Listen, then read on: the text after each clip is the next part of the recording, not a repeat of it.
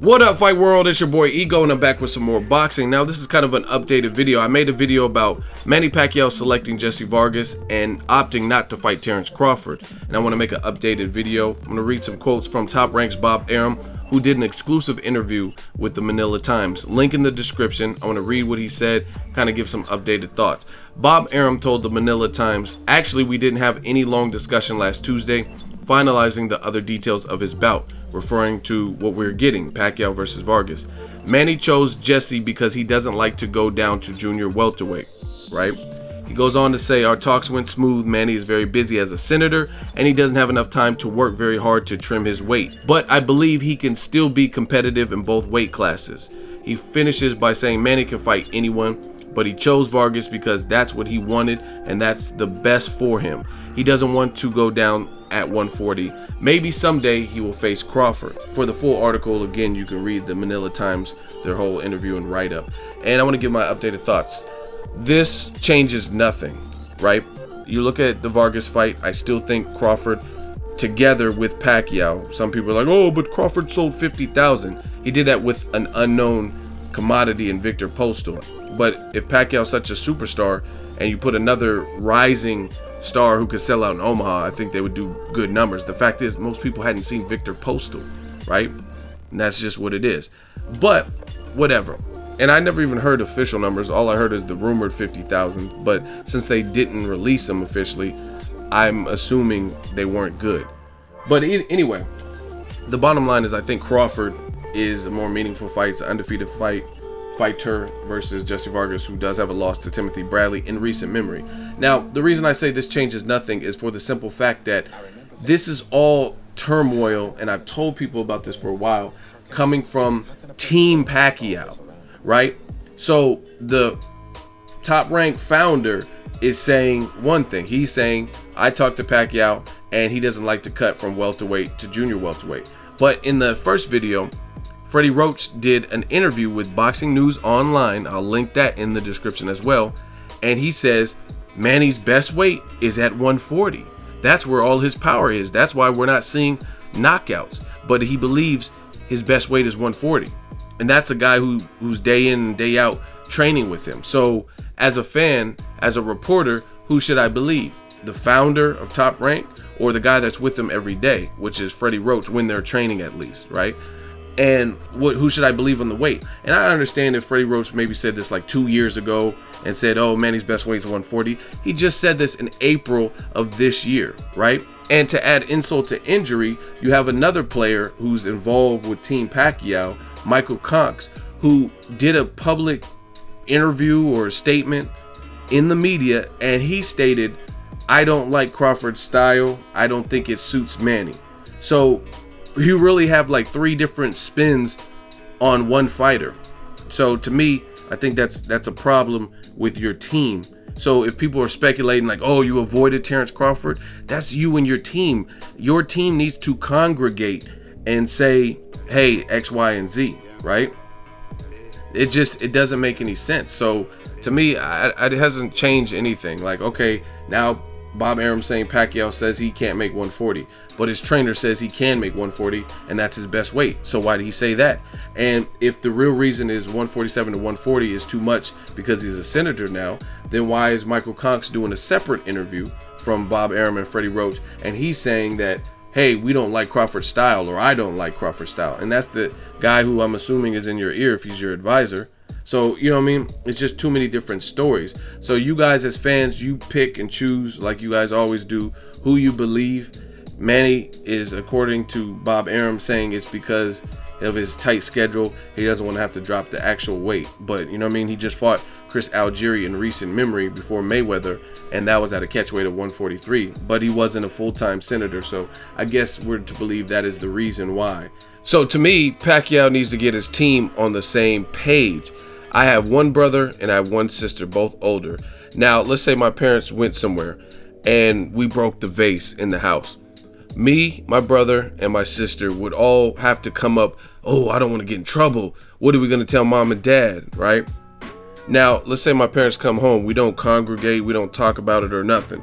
My parents come home and I'm saying, hey, the dog knocked it over. And my sister saying, no, the wind did it. and then my brother's saying something totally different, then my parents are gonna know we're lying, because there's 3 people and they all have different stories and different depictions of what happened. So I don't feel remorse for Team Pacquiao, because you put yourself on the stand, on the hot seat, when you're supposed to be a team that gels, and the message to the public is vastly different. You got Bob Arum talking to the Manila Times saying Pacquiao can't make that weight. He's a senator. He doesn't have time to drop an extra 7 pounds. Then you have Freddie Roach months before saying Manny Pacquiao's a tiny dude. You want knockouts? He needs to fight at 140. And then you have Michael Cox, who's not even bringing up weight, and he's saying the reason we don't want Crawford is because we don't like his style. It doesn't suit Manny. And Jesse Vargas is the action style fight, and that'll be a war, right?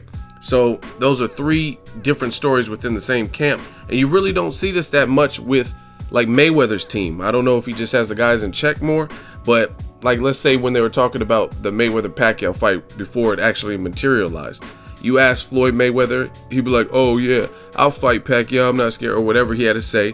Then if you interview Floyd Mayweather Sr., he's gonna say, man, my son, looky here, my son will whoop Pacquiao ass. Then you ask Roger Mayweather, he's gonna say the same thing. Most motherfuckers don't know shit about boxing. Okay then. You know what I'm saying? He'd beat Pacquiao motherfucking ass, they'll tell you that much. Like, you know what I'm saying? They're all gonna be probably in the same realm of things, not one person saying this person saying this, and this person saying something else. So it's no surprise that there's skeptics of the one style that really plagues Manny Pacquiao is the style you didn't fight next, and you have conflicting stories, 3 of them. Like I said, it doesn't make sense, and you cause that and you create that skepticism when you guys are not in unison, all on the same page. And that's just really how I see it. So if Manny Pacquiao absolutely cannot make the weight, even though he's fought a ton of catch weights, and he even fought Chris Algieri at a catch weight of 143 before he was a senator. So I'm really to believe that him being a senator is just so taxing where he can't drop an extra 3 pounds from what he already dropped not too long ago. You know what I mean? It's all over the place. The fans, the stories from Team Pacquiao, you look at it, and when Mayweather fought Pacquiao and Mayweather was towering over Pacquiao, they kept talking about, oh, look at Pacquiao, that's because he's a little dude. But when Pacquiao jumped to all these weight classes and was beating up on De La Hoyas and Margaritos, you talk about what a typhoon he was. You know what I'm saying? But now it's about how small he is. And then now the story with the fans and Team Pacquiao is changing to he's not that small because he can't make 140 now. You know what I mean? It's hard for me to buy, and it's hard to sell, just like the fight with Pacquiao and Jesse Vargas. Hard to sell me this when there's so many conflicting stories. And my advice for Team Pacquiao is very simple.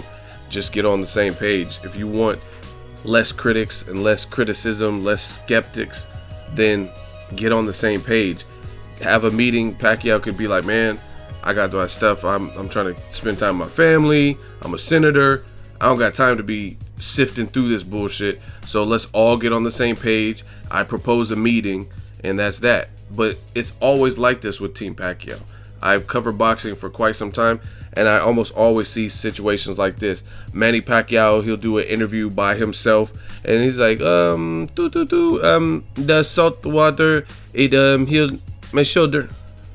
And then Freddie Roach is like, oh, that's bullshit. He's just joking. It's not really the salt water. But Manny Pacquiao didn't say he was joking. You know what I'm saying? It's just like, who are we supposed to believe? And then lastly is people get mad like, oh, Freddie Roach said that he can't speak for Pacquiao. Then why does Pacquiao have people in place on his team? It's not like I'm asking Bob Saget about Pacquiao news. I'm asking people that are affiliated and supposed to be the who's who of this fighter, right? And when Freddie Roach says anything else, let's say, oh, I've seen Pacquiao, he's whooping sparring partners, I'm supposed to take his word for that. You know what I mean? He's gonna destroy Mayweather because Pacquiao's looking so good in training camp, right? And people take his word for that. But then when Freddie Roach is speaking on Pacquiao's behalf to say he can make 140, and then it looks like Pacquiao's ducking Crawford, now all of a sudden the fans are saying, oh, Freddie Roach said that, Pacquiao didn't say that. I mean, who can we trust? Aren't we supposed to be able to trust? Like if Timothy Bradley, and there's a decision, and his wife Monica, who's his manager now, if she has a Twitter account and she was like, Bradley's fighting Pacquiao a third time on Twitter, I'm supposed to be like, oh, she doesn't know. Even though that's Tim Bradley's wife / manager, she don't know what she's talking about. You know what I'm saying? What is the point of appointing people into positions that work for you if we can't trust the information that they're providing? It doesn't make sense. So again, my advice to that would solve a lot would be simply to get on the same page with the information. You know what I mean? Bob Arum saying, I want to make the Crawford fight. Then Freddie Roach is saying, I don't want my fighter to fight Terrence Crawford. We need tune-ups before that. Then Michael Conks is saying, I don't even like Crawford's style. He was never a choice. He was never an option. Just too many stories. You guys let me know what you think. Share the video, like the video. As always, hate, comment, and subscribe. Till next video, it's Ego signing off.